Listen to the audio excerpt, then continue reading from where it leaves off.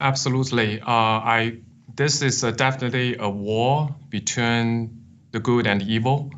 And first of all, I would like to see this probably is the greatest movement that led by the President Trump to anti-Chinese Communist Party. I really applaud the move that President Trump just made. I think the key here is to counter Chinese Communist Party is we need to find out who is our real enemy.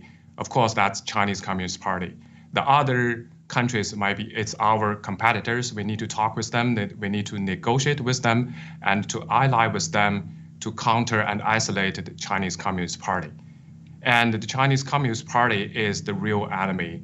And this war, this unrestricted war, or this war between the American and the Chinese Communist Party is not about the tariff. It's not about fairness. It's about life and death. So that's how important it is. I would like our audience to understand this.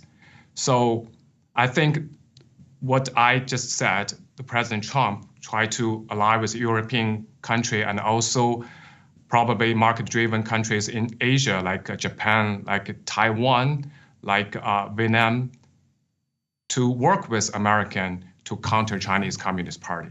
Of course, the Chinese Communist Party has their weakness, which we can talk about here. Their biggest weakness is their state-owned enterprises. The state-owned enterprises contribute like a significant part of the Chinese Communist Party's GDP. They are the weakness point. I can give you some numbers. Back in 2019, almost 30% of the GDP is contributed by those SOEs.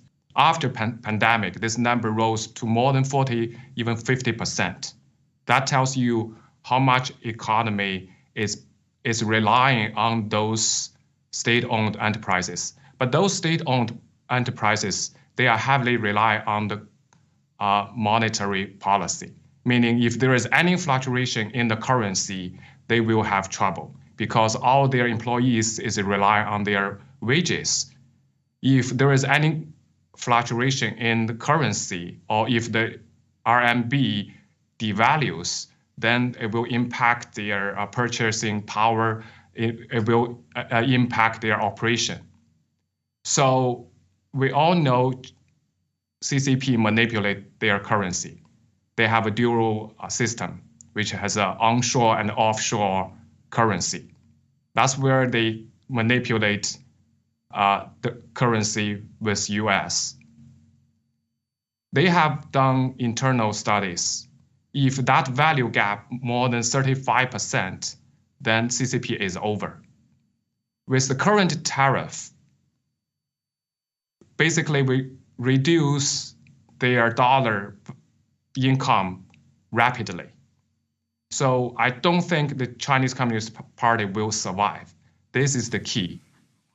So if their SOE has trouble, then it will start the social unrest and also the people. And also one more thing is they have done studies.